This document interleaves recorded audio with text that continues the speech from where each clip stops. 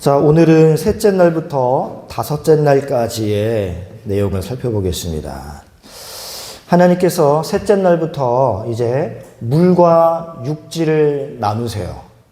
물로 덮여있던 지구에 융기 현상이 일어났겠죠. 그래서 땅에서 산이 솟고 땅과 바다가 나뉘게 된 것입니다. 그러니까 원래는 이제 궁창을 기준으로 궁창 위의 물과 궁창 아래의 물로 나뉘었었잖아요. 그 궁창을 우리가 대기권으로 했었고, 궁창 아래의 물이 여전히 이제 지구를 덮고 있었는데, 융기 현상이 일어나면서 산이 솟기 시작합니다. 그러면서 육지와 바다로 구분되기 시작해요.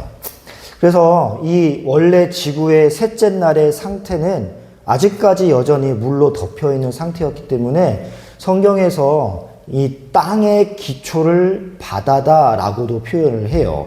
우리 시편 24편 가서 1절 2절 함께 읽어보겠습니다. 시작. 땅과 거기에 충만한 것과 세계와 그 가운데에 사는 것들은 다 여호와의 것이로다. 여호와께서 그 터를 바다 위에 세우심이며 강들 위에 건설하셨도다. 예, 보시면 땅과 거기에 충만한 것의 터를 어디 위에 세우셨대요? 바다 위에 세우셨대요. 그러니까 이 시편 기자가 창조의 그 모든 과정을 면밀히 살펴볼 수는 없었겠지만 이 시편 기자의 고백에 의하면 하나님께서 우리가 살아가는 이 터, 다시 말해서 땅이죠. 땅을 바다 위에 탁 올려놓은 것으로 설명을 합니다. 자, 그리고 시편 104편 가볼까요? 5절부터 9절까지를 한 절씩 교독해 보겠습니다. 땅의 기초를 놓으사 영원히 흔들리지 아니하게 하셨나이다. 오스러운 같이 주께서 땅을 깊은 바다로 덮으시네 물이 산들 위로 솟아올랐으나 주께서 꾸짖으시니 물은 도망하며 주의 우레소리로 말미암아 빨리 가며 주께서 그들을 위하여 정하여 주신 곳으로 흘러가고 산을 오르고 골짜기는 내려가리라. 주께서 물의 경계를 정하여 넘치지 못하게 하시며 다시 돌아와 땅을 덮지 못하게 하셨나이다. 네, 이렇게 보시면요, 이 8절에 보시면 주께서 그들을 위하여 정하여 주신 곳으로 흘러갔고, 그러니까 물들은 하나님께서 명하시니까 자기 갈 길로 가서 자리를 잡은 거예요. 그리고 산은 오릅니다. 골짜기는 내려가요. 이거를 융기 현상이라고 해요. 땅이 솟고 땅이 내려가고 그 내려간 곳에 이제 궁창 아래에 물이 모여 있는 것이죠. 그리고 9절에 보시면 주님께서 그 물의 경계를 정하셨습니다. 그래서 파도가 찰싹찰싹 치기는 하지만 하나님께서 정해놓으신 그 경계를 감히 넘어오지 못하는 거예요. 왜냐하면 하나님께서 그 바다를 쥐고 계시기 때문입니다. 그 쥐고 계시던 손을 탁 놓는 순간 그게 뭐가 되는 거예요? 해일이 되는 것이죠. 그렇게 하나님께서 일정한 경계와 일정한 규칙을 정해 놓으시고 육지와 바다를 구분하셨어요. 이렇게 셋째 날 나누어진 땅과 바다는 아무렇게나 나뉘어진 게 아니라 하나님께서 일정한 경계와 규칙을 만들어 줬단 말입니다. 그래서 바다는 지표면의 약 70%를 차지하죠. 이것은 변한 적이 없어요. 여러분, 만약에 바다의 비율이 지금보다 조금이라도 줄어들면 지구는 온통 사막화가 되어버립니다. 지금보다 조금이라도 바다의 비율이 늘어난다면 수증기가 지나치게 많아지게 되겠죠. 그러면 지구는 온통 습지로 변해버릴 거예요. 여러분, 만약에 하나님께서 지금 유지하시는 이 비율을 조금만이라도 어긋나게 하신다면 지구에 있는 생명체는 살아갈 수가 없습니다. 그런데 여러분, 벌써 그 징조가 나타나고 있지요. 지구온난화 때문에 지금 북극의 빙하가 녹으면서 바다가 차지하는 비율이 신압으로 늘어나고 있습니다. 인도 쪽인가요? 제가 다큐멘터리를 봤는데 그쪽은 이미 수도가 물에 잠기기 시작했어요. 사람들이 수도를 걸어가는데 바닷물이 이미 발목까지 찰랑찰랑하고 있다는 것이죠. 그래서 수도를 옮겨야 하는 지경에 이르렀다고 합니다. 여러분, 만약에 하나님께서 지금 잡고 계시던 그 끈을 확 놓으시면 지구는 순식간에 재앙이 덮치는 것입니다. 하나님께서 인간이 살아가기에 가장 적절한 환경을 만들어 놓으셨는데 인간의 욕심과 그 욕심의 표현인 문명의 발달이 그 환경을 매일매일 파괴하고 있는 것이죠. 이렇게 셋째 날에 생명체가 존재하는 완전한 틀이 완성이 됩니다. 생명체를 위한 틀이 완성이 돼요. 그리고 하나님이 그 틀이 완성되자 뭐라고 감탄하셨습니까? 보시기에 좋았다라고 말씀을 하셨어요. 우리가 지난주에 살펴봤듯이 셋째 날에는 보시기에 좋았더라가 몇 번 등장한다고 말씀드렸죠? 2번 반복된다고 말씀드렸습니다. 둘째 날에는 그 말씀이 없었죠. 다시 한번 정리하고 넘어가겠습니다. 하나님은 셋째 날에 바다와 땅을 가르시고 보시기에 좋았다라고 말씀하셨어요. 그러니까 이거는 둘째 날의 하늘과 셋째 날의 땅과 바다를 하나의 틀로 보신 거예요. 그래서 새가, 사람이, 동물이, 채소와 나무가 살아갈 이 모든 세계의 환경을 하나로 묶으셔서 이 틀이 완성됐을 때 보시기에 좋았더라 라고 말씀하셨고, 또 씨 맺는 채소와 또 열매 맺는 과목을 창조하시고 보시기에 좋았다라고 이렇게 종류별로 말씀하셨다라고 이야기했습니다. 그래서 둘째 날의 하늘과 셋째 날의 땅, 바다를 묶으셔서 보시기에 좋았던 것이고, 거기에 동물과 인간의 먹거리인 풀, 씨 맺는 채소, 나무 이런 걸 창조하신 다음에 보시기에 좋았더라라고 말씀하신 거예요. 그러니까 두 번째 보시기에 좋았더라는 살아갈 생명체들이 먹을 먹거리를 지으시고 보시기에 좋았던 겁니다. 그러니까 하나님이 보시기에 좋았더라, 보시기에 좋았더라 하고 말씀하신 그 방향은 항상 어디를 향해 있냐면 인간의 창조에 있어요. 인간이 살아갈 장소기에 보시기에 좋았고, 인간이 먹을 것이 있기에 보시기에 좋은 것이고, 인간을 보호할 해와 달과 별이 있기에 보시기에 좋았던 거예요. 너무나도 선한 상태였던 것이죠. 그리고 우리가 오늘 나오는 땅과 바다에서 우리가 놓치지 말아야 할 구속사적 의미가 있습니다. 여러분, 성경에서 땅은요 늘 하나님 나라를 상징해요. 앞으로 도래할 하나님 나라를 상징합니다. 그리고 바다는 늘 죄악된 세상, 하나님 나라에 도전하는 타락한 세상, 악, 이것을 상징합니다. 그래서 성경은 구원과 하나님 나라의 완성을 어떻게 표현하고 있냐면 바다가 물러가고 육지가 드러나는 것으로 묘사를 해요. 악을 상징하는 바다가 물러가고 하나님 나라를 상징하는 육지가 드러나는 것이 구원인 것입니다. 우리 출애굽기 14장 21절을 살펴볼게요. 함께 있습니다. 시작. 모세가 바다 위로 손을 내밀매 여호와께서 큰 동풍이 밤새도록 바닷물을 물러가게 하시니 물이 갈라져 바다가 마른 땅이 된지라. 네, 지금 보시면 출애굽 하나님의 구원 역사의 과정 속에 어떠한 설명이 들어가 있습니까? 하나님께서 바닷물을 물러가게 하셨어요. 그랬더니 물이 갈라져서 바닷물이 사라진 그 땅이 뭐가 되었어요? 마른 땅이 되었다라고 이야기를 합니다.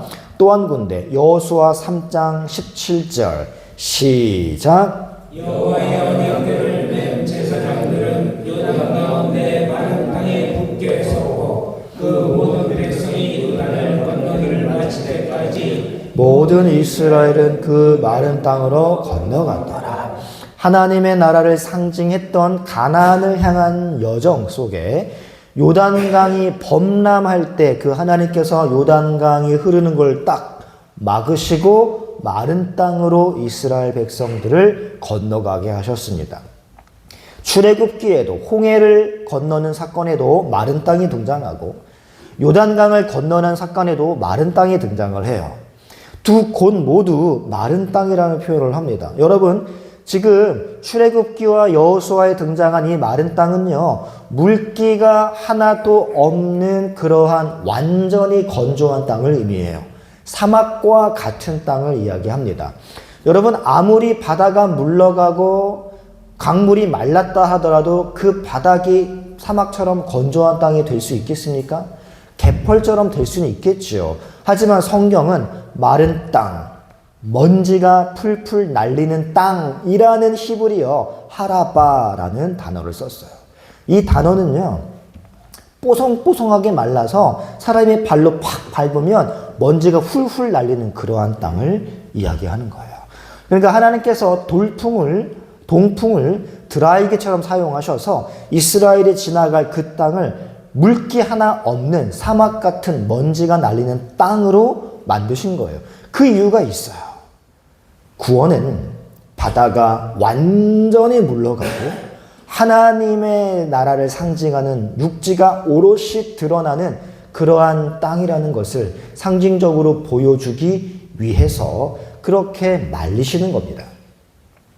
그러니까 창세기의 셋째 날은 바다가 물러가고 육지가 드러나는 새 하늘과 새 땅은 반드시 완성될 거다라는 하나님의 의지가 담겨 있는 창조가 되는 거예요.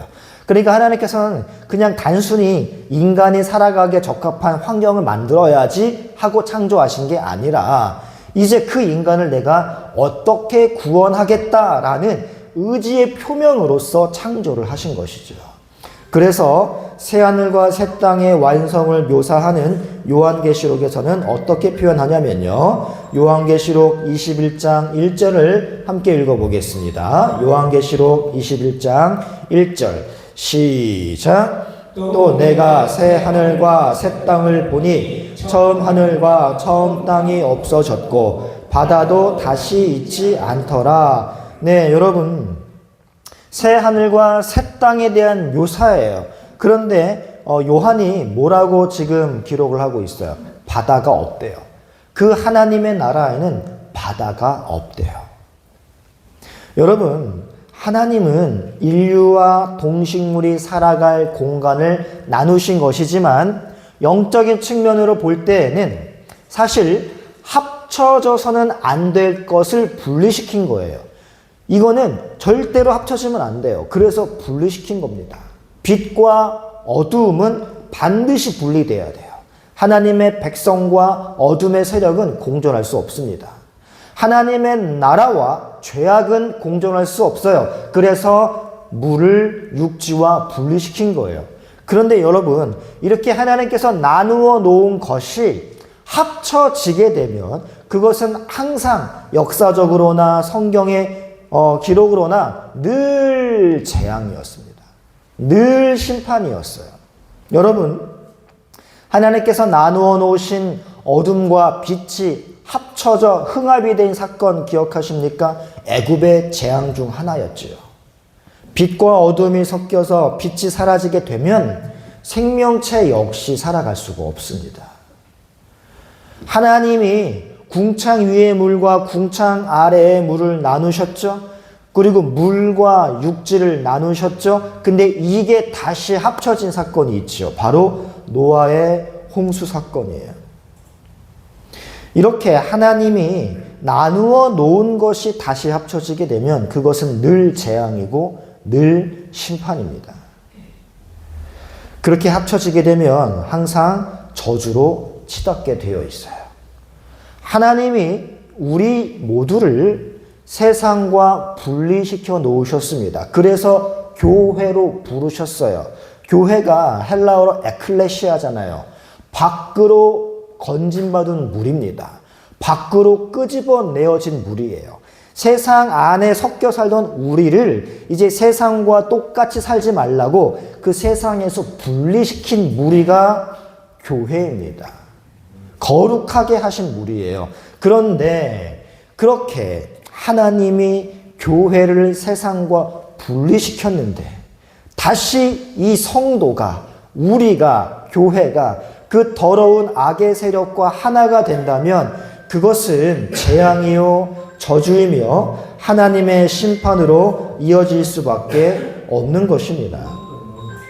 그렇게 바다가 물러가고 육지가 드러나듯이 어둠이 물러가고 빛이 드러나듯이 죄악된 세상을 물러가게 하시고 거룩한 하나님의 백성만 남기시겠다라는 그 의지가 창조의 분리 속에 나오는 거예요. 빛과 어둠이 분리가 되고 육지와 물이 분리가 되는 그 분리 속에 우리의 구원에 대한 그 하나님의 분리 의지가 들어있는 것입니다. 이제 넷째 날로 넘어가 보겠습니다. 넷째 날부터 이제 하나님은 셋째 날까지 채워진 그 틀에 내용을 채우시기 시작합니다. 그런데 여러분 특이할 점은요. 태양은 넷째 날에 만들어졌는데 태양이 만들어지기 전에 이미 밤과 낮이 존재했고 태양이 존재하기도 전에 이미 식물들이 자랐어요. 그 이유는 무엇일까요? 만물의 생존과 만물의 자연 법칙은 모두가 하나님의 생명력인 보이지 않는 그 첫째 날의 빛에 의해 주관되기 때문입니다. 그러니까 태양이 있기 때문에 낮과 밤이 형성되는 게 아니고 태양이 있기 때문에 풀이 자라고 열매를 맺는 게 아니라 태양이 없는 그 전에도 첫째 날에 그 하나님의 영광의 빛, 생명의 빛, 그리스도로 인하여서 그 생명력 때문에 많은 생명이 자라날 수 있었던 것이죠. 그렇다면 하나님은 굳이 태양을 만들지 않아도 되는 것 아닐까요? 태양이 없어도 생명이 존속할 수 있는데 왜 굳이 태양을 만드실까요? 그것은요, 하나님은 보이지 않는 하나님이 눈에 보이는 그 태양 배후에서 역사하시겠다라는 의지를 보여주시는 겁니다. 하나님은 보이지 않는 하나님이 세상을 향해 일하시는 방법으로 우리 눈으로 볼 수 있도록 태양을 만드신 거예요. 이것에 대한 상세한 설명을 히브리서 기자가 이렇게 이야기합니다. 히브리서 11장 가보겠습니다. 3절이요. 함께 읽습니다. 시작. 믿음으로 모든 세대가 하나님의 말씀으로 지은 짐들을 우리가 알아니 보이는 것은 보이지 않는 것으로 말미암아 된 것이 아니니라. 네, 보세요. 히브리서 11장 3절에 두 가지 개념이 나와요. 첫 번째는 보이는 것. 이거는 우리 눈에 보이는 만물을 이야기하는 겁니다. 보이는 것과 나타난 것이에요. 자, 보세요. 우리 눈에 나타나는 현상은요, 보이지 않는 하나님의 계획에 의해 주어진 것이라는 말이에요. 우리 눈에 보이는 모든 현상들, 물체들은 보이지 않는 그 하나님의 계획에 의해 주어진 것입니다. 우리는 나타난 현상인 태양을 바라보면서 보이지 않는 하나님을 발견할 수 있어야 되는 거예요. 같은 맥락으로 우리가 병에 걸려서 병원에 가서 의사에게 치료를 받잖아요. 이렇게 우리가 병원 가서 의사를 통해 치료를 받는 건 하나님께서 의사라는 태양을 앞세워 우리를 치료하시는 겁니다. 의사가 태양 역할을 하고 그 배후에서 하나님이 역사하는 거예요. 그래서 모든 것이 하나님의 은혜인 거예요. 신자는 태양을 볼 것이 아니라 태양 배후에서 역사하시는 하나님을 볼 수 있어야 돼요. 하나님의 영광의 빛이 모든 것을 주관하시고 모든 것을 유지하시지만 하나님은 그 대리적 존재인 태양을 앞세워 그 배후에서 일을 하시는 분이라는 거예요. 그 말은요, 하나님께서는 특별한 경우가 아니면 당신께서 세워놓으신 자연의 법칙을 거스르며 일하지 않는다라는 말도 됩니다.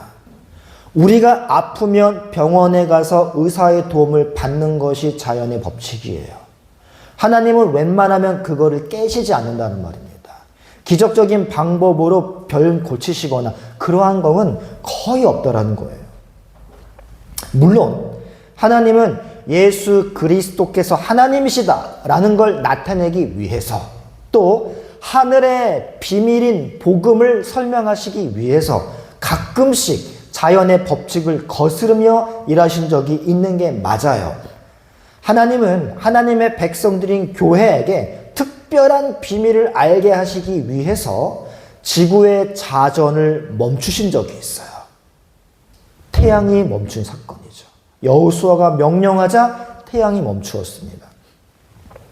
그리고 우리 예수님께서는 중력의 법칙을 거슬러서 물 위를 걸어오셨어요. 근데 여러분 보세요. 하나님이 전쟁할 때마다 태양을 멈추셨습니까? 아닙니다. 대부분의 전쟁은 진짜 피 흘려 싸워가며 아군의 희생을 감수하며 엄청나게 지칠 대로 지쳐가며 싸웠어요. 예수님이 항상 물 위를 걸어가셨나요? 아니요. 예수님은 거의 대부분 딱 한 번 빼고 항상 배 타고 건너가셨어요. 여러분 마찬가지예요. 우리의 삶 속에도 하나님이 역사하실 때 가끔씩 기적적인 일은 베푸실 수 있겠지요. 하지만 거의 항상 자연의 법칙에 순응하시며 일하십니다. 기적을 일으키신 경우는 거의 없어요. 여러분, 예수님이 물 위를 걸으시고 병자를 고치시고 말씀으로 수많은 기적을 일으키시기도 하셨지만 그 이외에 성자 하나님께서도 철저하게 자신이 세워놓으신 창조의 법칙, 자연의 법칙에 순응하며 살아가셨다니까요. 그래서 우리 예수님은 배가 고프면 먹어야 했어요. 피곤하면 주무셔야 했습니다. 항상 날아다니고 항상 물 위를 걸어가고 항상 오병이어로 이렇게 기적을 하신 게 아니라는 거예요. 마찬가지입니다. 오늘날도 하나님께서 병자들을 병을 기적처럼 신비하게 고치실 수 있어요. 갑자기 우리 집의 재정에 생긴 그 커다란 구멍을 기적적으로 막아주실 수도 있어요. 갑자기 우리의 삶의 어려움을 기적적으로 해결하실 수도 있습니다. 하지만 하나님은 특별한 경우가 아니면 태양을 통해 빛의 일을 하시듯 하나님께서 우리의 자연 법칙을 거스르지 아니하시며 자연의 순리대로 저와 여러분의 삶을 통치하신다는 걸 꼭 기억하셔야 돼요. 여러분, 질병도 마찬가지입니다. 하나님께서 태양을 통해서 빛의 일을 하시듯이 하나님께서 인간들에게 허락하신 의술과 의사라는 그 대리자를 통하여 병을 고치시는 것이 일반이에요.